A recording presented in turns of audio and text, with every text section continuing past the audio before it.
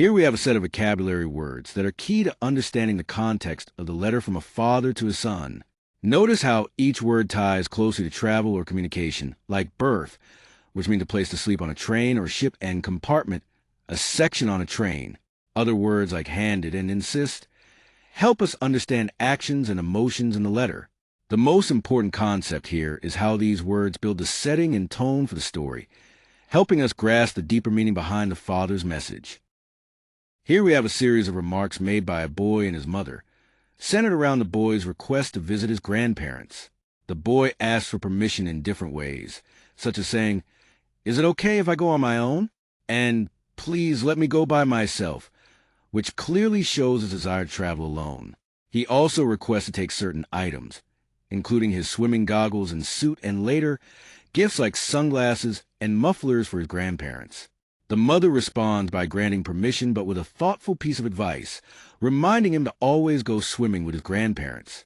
This exchange highlights the importance of asking permission respectfully and the care involved in giving approval with guidance.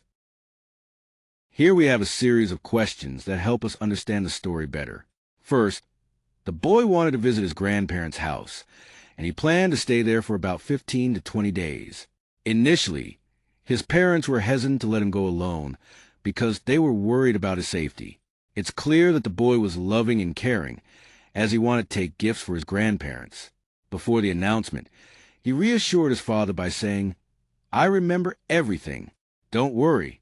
In the end, the boy felt relaxed because he read his father's letter and realized his father was right there in the next compartment.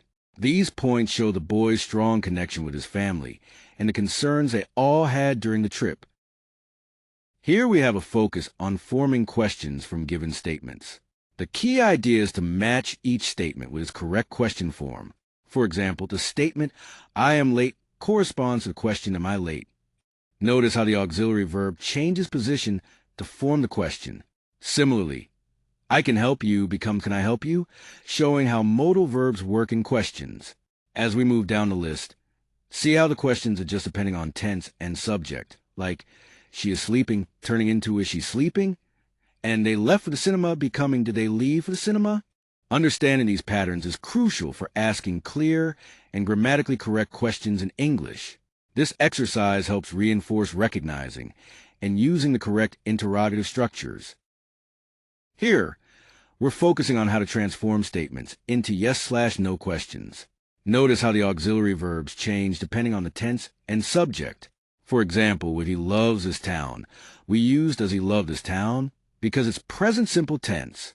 For "they went to the river yesterday," which is past simple, we use "did they go to the river yesterday?"